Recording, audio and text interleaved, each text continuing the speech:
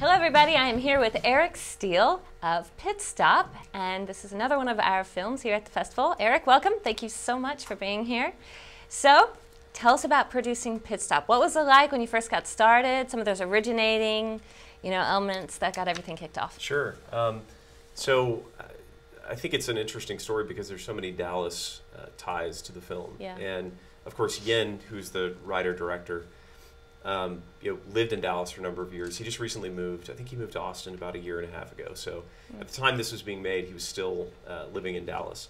And Yin had written this, I think, in 2003, and it was part of the Outfest screenwriting labs. And just an incredible script, and several of us had read it. James Johnston, who was also a producer on this, had read it years ago, and I think all of us were, after Yin's film Chow, which was, I believe, 2008, it was so remarkable.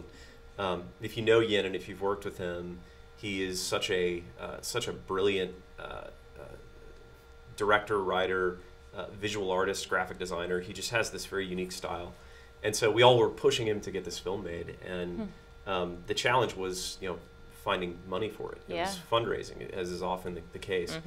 And so fast forward to 2000, I think it was 11, and Kickstarter had begun to be at least at early levels of fame as far as filmmakers using it.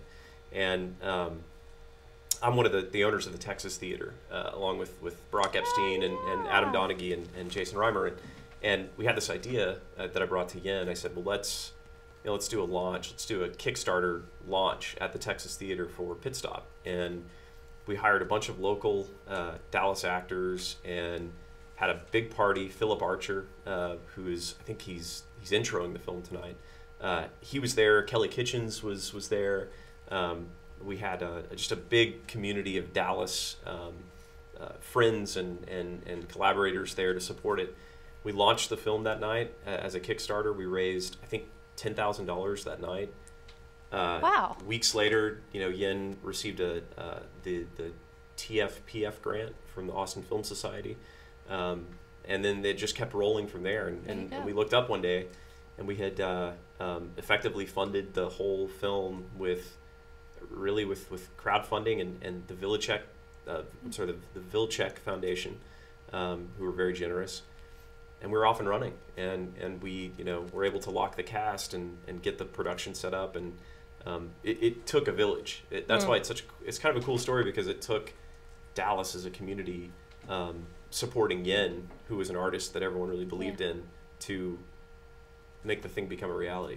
And we knew once it would be shot that it would be good, because it's Yin. Yeah. So. Yeah, and your cinematographer was Hutch. And Hutch, absolutely. Yeah, the cinematography has been very highly regarded, and the coloring and everything about it just looks beautiful, and the shots. And so, was that all Hutch? Was that a conglomeration of thought? Yeah, Hutch and Yin had a great working relationship. They visually, I think, connected immediately on just the. There's a nuance and a subtlety to the way that Hutch works and the way that Yin works. It was just kind of a perfect match, because if you've seen Yin's films before, he's patient. He likes to hold on things. He likes to let scenes develop patiently. And Hutch as a DP is similar. I mean, Hutch, when you see his work, it's very patient. It's meticulous, and so.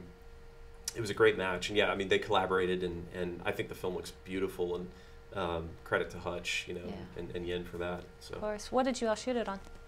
It was shot on a red, and Hutch is going to kill me.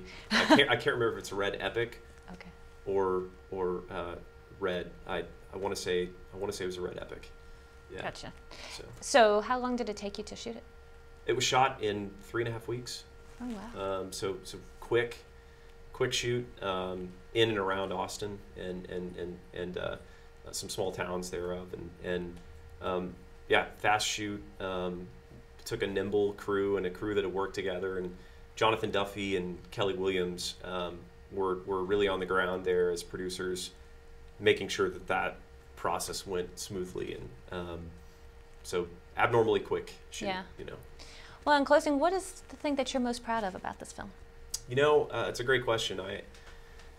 I am most proud that we have made a film that, while it deals with you know, gay and lesbian themes, it's totally universal.